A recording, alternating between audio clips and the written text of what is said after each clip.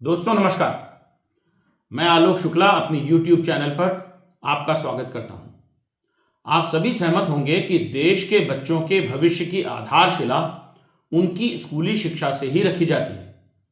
आप इस बात से भी सहमत होंगे कि स्कूलों में अच्छी शिक्षा के लिए सर्वाधिक महत्वपूर्ण होते हैं शिक्षक। बच्चे न केवल अपने शिक्षकों से ज्ञान प्राप्त करते हैं, बल्कि शिक्षक उनके रोल मॉडल भी होते हैं। परंतु देश के अधिकांश सरकारी स्कूलों में शिक्षक अपनी ही समस्याओं से इतने परेशान हैं कि आगे पढ़ाने लिखाने में कभी कभी उनका मन ही नहीं लगता। शिक्षकों की सबसे प्रमुख समस्या है उनके संवर्ग का बुरा प्रबंधन। तो आज प्रसंग में हम बात करेंगे स्कूली शिक्षकों के संवर्ग प्रबंधन के बारे में। लेकिन आगे बढ़ने के पहले मेरी चैनल को सब्सक्राइब कर लीजिए और बेल आइकॉन भी दबा दीजिए, जिससे आपको हर नए वीडियो का नोटिफिकेशन मिलता रहे। अगर वीडियो अच्छा लगे तो इसे लाइक और शेयर भी अवश्य करिएगा। शिक्षकों के संवर्ग प्रबंधन पर चर्चा करने के पहले मैं ये स्पष्ट करना चाहता हूं कि इस संबंध में भारत में अधिकांश राज्यों में बहुत से प्रयोग हुए हैं। सरकार में लंबे समय तक स्कूली शिक्षा का प्रभार संभालने के कारण मैंने इनमें से कुछ प्रयोग नजदीक से देखे भी हैं। मैंने पहले संचालक के रूप में और बाद में विभागीय सचिव के रूप में स्कूल शिक्षा विभाग में काम किया है। इस नाते मैं जानता हूं और सेवानिवृत्ति के बाद निसंकोच होकर कह सकता हूं कि शिक्षकों के संवर्ग के अधिकांश प्रयोग सरकारों ने शिक्षा को बेहतर बनाने के लिए नहीं, बल्कि धन की बचत करने के लिए किए हैं। इसी कारण इनमें से अधिकांश प्रयोग सफल नहीं हो सके। बच्चे वोट नहीं देते, वे आंदोलन भी नहीं कर सकते, उनकी आवाज सुनने वाला कोई नहीं है। इस कारण एक लंबे समय तक राजनीतिक रूप से शिक्षा और विशेषकर स्कूली शिक्षा महत्वपूर्ण नहीं समझी जाती थी। शिक्षा और मानव संसाधन का सीधा संबंध देश की अर्थव्यवस्था को बेहतर बनाने से है। यह बात राजनीतिक लोगों और नौकरशाहों को काफी देर से समझ में आई। जब वे समझे तब भी पैसों की कमी का रोना रोकर शिक्षा व्यवस्था में सुधार का ढोंग ही करते रहे। वास्तविक सुधार तो अभी तक हमारे देश में शुरू ही नहीं हुए हैं। मुझे याद आता है कि मध्य प्रदेश में जब दिग्विजय सिंह जी मुख्यमंत्री थे, उस समय प्रारंभिक शिक्षा के लिए एक योजना शुरू की गई थी जिसका नाम था शिक्षा गारंटी योजना। इस योजना में सरकार की ओर से वादा किया गया था कि अगर किसी गांव में 20 बच्चे पढ़ना चाहते हैं तो सरकार एक शिक्षक के वेतन का पैसा गांव पंचायत को देगी। शिक्षक भी पंचायत के द्वारा ही खोजा जाएगा। इस शिक्षक का नाम दिया गया था गुरुजी। उस समय सरकार ने इस योजना को सभी तक शिक्षा पहुंचाने की बड़ी योजना के नाम से प्रचारित किया था, परंतु देखा जाए तो यह शिक्षकों का शोषण करने की ही योजना थी, क्योंकि इसमें गुरुजी को एक दैनिक वेतन भोगी से भी कम वेतन दिया जाता था।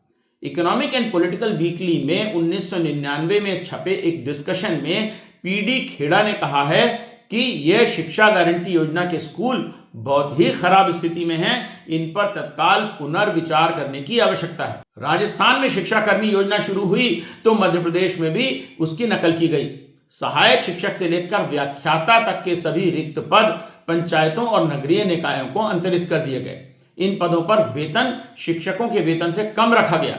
इन पर भर्ती का अधिकार भी पंचायतों और नगरीय निकायों को दिया गया। सरकार ने शिक्षकों के पद पर नियमित नियुक्ति बंद कर दी।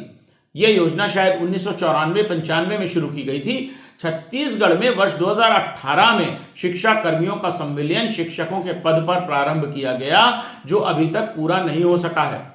संविलियन के बाद भी आज तक शिक्षाकर्मी अनेक समस्याओं से जूझ रहे हैं। इससे आप समझ सकते हैं कि शिक्षकों की लगभग एक पूरी पीढ़ी ही कम वेतन पर शिक्षा कर्मी के रूप में काम कर चुकी है। शिक्षकों को कम वेतन देने की इन योजनाओं के बावजूद शिक्षकों के पद बड़ी संख्या में रिक्त हैं। राज्यसभा में फूलो देवी नेताम जी के अतारांकित प्रश्न क्रमांक 1460 के उत्तर में माननीय राज्य मंत्री श्रीमती आशा पूर्णा देवी ने दिनांक 2 अगस्त 2023 को बताया कि भारत में शिक्षकों के 48,10,226 पदों में से 7,47,565 पद रिक्त हैं। इसके अनुसार भारत में शिक्षकों के लगभग 15.5% पद रिक्त हैं। भारत में एकल शिक्षकीय स्कूलों की बहुत बड़ी संख्या है। यूडाइस प्लस 2023-24 के अनुसार भारत में अभी भी 1,10,771 एकल शिक्षकीय स्कूल हैं जो कुल स्कूलों का 7.5% है। इन एकल शिक्षकीय स्कूलों में लगभग 40 लाख बच्चे दर्ज हैं। इन 40 लाख बच्चों का भविष्य क्या है, इसकी आप कल्पना ही कर सकते हैं। इसके अलावा ऐसे लाखों स्कूल हैं जिनमें 5 कक्षाएं पढ़ाने के लिए 2 या 3 शिक्षक ही हैं। इन स्कूलों में भी किस प्रकार पढ़ाई होती होगी, ये आप सोच ही सकते हैं। दूसरी ओर ऐसे बहुत से स्कूल हैं जिनमें बच्चे बहुत ही कम हैं और शिक्षक बहुत अधिक संख्या में हैं। मजे की बात यह है कि यूडाइस के अनुसार देश में 12,954 स्कूल ऐसे हैं जिनमें एक भी बच्चा दर्ज नहीं है, परंतु 31,981 शिक्षक पदस्थ हैं। जरा सोचिए, खराब संवर्ग प्रबंधन का इससे बड़ा उदाहरण और क्या होगा। यही कारण है कि हमारे स्कूलों में बच्चों का अकादमिक स्तर बेहद खराब है। असर की रिपोर्ट के अनुसार कक्षा 5 में पढ़ने वाले 50% से अधिक बच्चों का अकादमिक स्तर कक्षा 3 जितना भी नहीं है। अब जरा देखिए कि शिक्षा की इस खराब स्थिति को लेकर सरकार का नजरिया और प्रयास क्या है। सबसे पहले बीएड पास शिक्षकों की बात कर लेते हैं। लंबे समय बाद जब शिक्षकों की भर्ती हुई तो प्रारंभिक कक्षाओं के लिए बीएड और डीएड प्रशिक्षित उम्मीदवारों को एक ही श्रेणी में रखा गया था, परंतु डीएड पास उम्मीदवारों ने कहा कि वे प्रारंभिक कक्षाओं के लिए बेहतर प्रशिक्षित हैं, जबकि बीएड वाले मिडिल स्कूल और इसके ऊपर की कक्षाओं के योग्य हैं। इसलिए प्रारंभिक कक्षाओं के शिक्षकों में बीएड पास वालों की भर्ती न की जाए। यह बात सबसे पहले राजस्थान में उठी।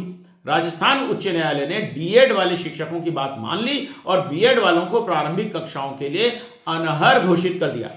प्रकरण सर्वोच्च न्यायालय में गया तो सर्वोच्च न्यायालय ने भी राजस्थान उच्च न्यायालय के आदेश को बरकरार रखा। इस बीच छत्तीसगढ़ में भी शिक्षक भर्ती चल रही थी। तब तक सर्वोच्च न्यायालय का फैसला नहीं आया था, इसलिए छत्तीसगढ़ ने पुराने भर्ती नियमों के आधार पर ही भर्ती की। डीएड वाले छत्तीसगढ़ में भी उच्च न्यायालय में गए और छत्तीसगढ़ उच्च न्यायालय में सर्वोच्च न्यायालय के निर्णय के आधार पर बीएड वालों को अनर्ह माना। सरकार सर्वोच्च न्यायालय में गई, जहां उससे स्थगन मिल गया। सरकार ने बीएड वालों को इस शर्त पर नियुक्ति दे दी कि उनकी नियुक्ति सर्वोच्च न्यायालय के अंतिम आदेश के अध्ययन रहेगी। अब सर्वोच्च न्यायालय ने अपना फैसला सुना दिया है, जिसके आधार पर बीएड वालों को नौकरी से निकाला जा रहा है। बीएड अर्हता वाले अपनी नौकरी बचाने के लिए लगातार आंदोलन कर रहे हैं, परंतु कोई रास्ता निकलता नहीं दिख रहा है। इस बारे में IBC 24 पर एक खबर देखिए। छत्तीसगढ़ में बीएड सहायक शिक्षक अपन नौकरी बचाए ला लेके हड़ताल करत हैं। रायपुर के माना तूता धरना स्थल में सहायक शिक्षक मन सामूहिक मुंडन कराइन है और इस दौरान सभी प्रदर्शनकारी मन सरकार ने समायोजन करे के मांग करत हैं। बताबो समायोजन का है। ये आंदोलन में पुरुष शिक्षक के संग महिला शिक्षिका मन भी अपन बाल कटवा दे। बीएड सहायक शिक्षक का 14 दिसंबर ले अंबिकापुर ले रायपुर तक पैदल यात्रा शुरू करे रही। अब रायपुर आता तेहर 19 दिसंबर ले धरना में तब्दील हो गए। इस दौरान शिक्षक सरकार ला नेता मन ला अपन पीड़ा सुनाए बर पत्र घोलो लिखा थे, लेकिन अब तक सरकार कोई ठोस आश्वासन नहीं दे सके। यहाँ ये कहना आवश्यक लगता है कि उच्च न्यायालय ने भी अपने आदेश में सरकार से बीएड वालों के लिए कोई रास्ता निकालने को कहा है।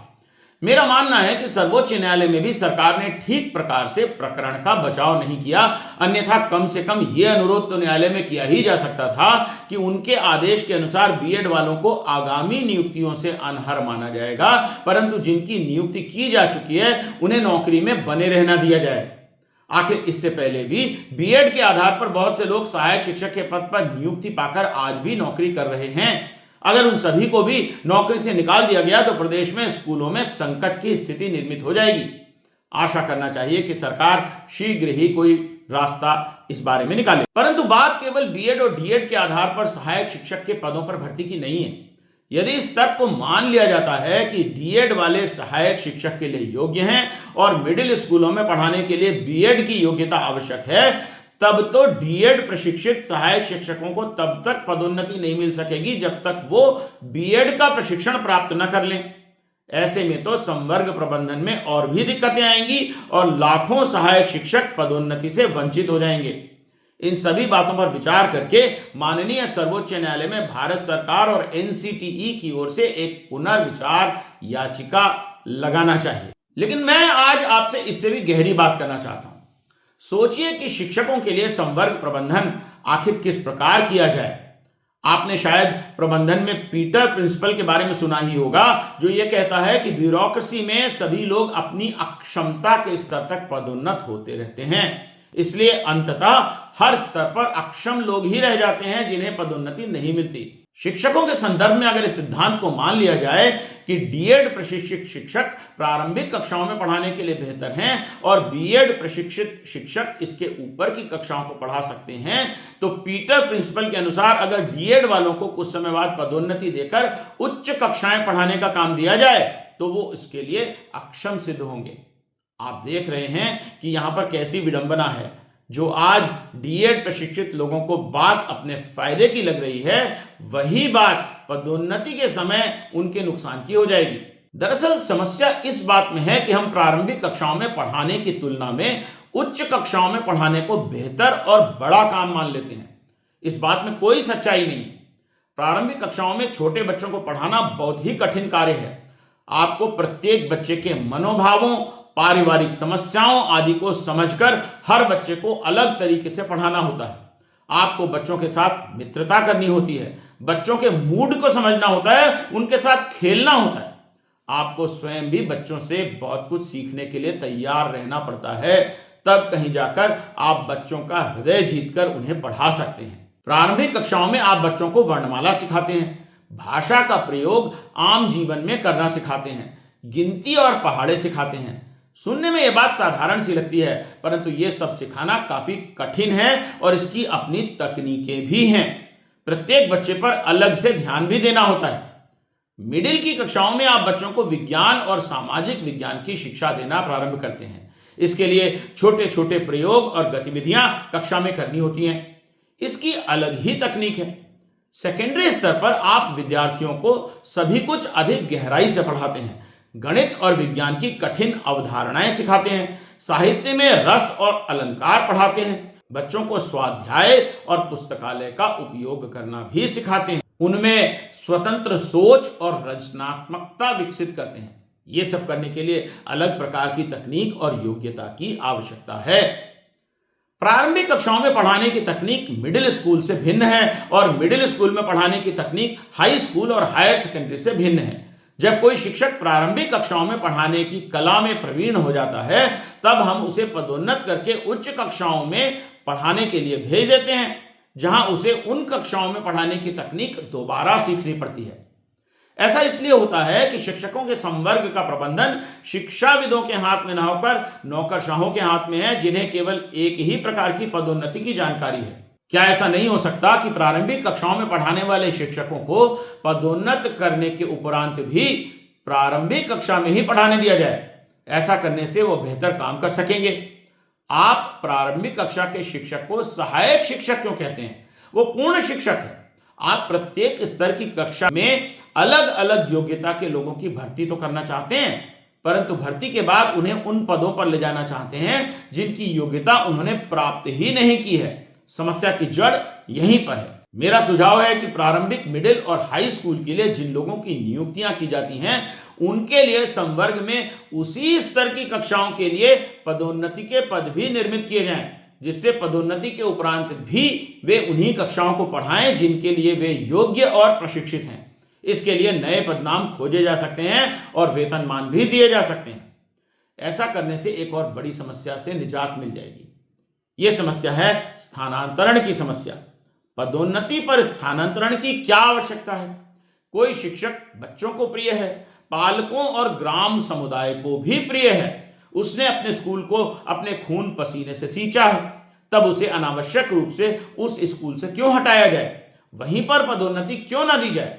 मेरा स्पष्ट मानना है कि जब तक शिक्षक स्वयं स्थानांतरण न चाहें, तब तक उन्हें उनके स्कूल से नहीं हटाना चाहिए। शिक्षकों को उनके कार्य के मूल्यांकन के आधार पर समय से पदोन्नति मिले, उन्हें अपने ही जैसे दूसरे स्कूलों के शिक्षकों के साथ मिलकर काम करने और एक दूसरे से सीखने का अवसर मिले, उन्हें उनके अच्छे कामों के लिए प्रशंसा मिले और समाज में सम्मान भी मिले। तभी तो शिक्षक अगली पीढ़ी को तैयार कर पाएंगे। अंत में मैं यही कहना चाहता हूं कि सरकारों को धन की कमी का बहाना बनाना बंद कर देना चाहिए और सभी स्तर की कक्षाओं के लिए शिक्षकों के सभी पदों को तत्काल भर देना चाहिए, चाहे इसमें कितना भी धन क्यों न लगे। हर विद्यालय में एक कक्षा के लिए कम से कम एक शिक्षक तो हो ही, बिना स्कूल बदले पदोन्नति की व्यवस्था करनी होगी और शिक्षकों को न केवल अन्य लोगों के बराबर बल्कि अन्य लोगों से अधिक वेतन देना होगा। देश की प्रगति उसके शिक्षकों के सम्मान और विद्यार्थियों के लिए स्कूलों की अच्छी व्यवस्था से ही संभव है। शिक्षकों को विद्या दान करने दीजिए और आप उनके वेतन, पदोन्नति और सम्मान की चिंता करिए। आप देखेंगे कि हमारा देश महानता की सीढ़ियां चढ़ता जाएगा। तो आज के लिए इतना ही।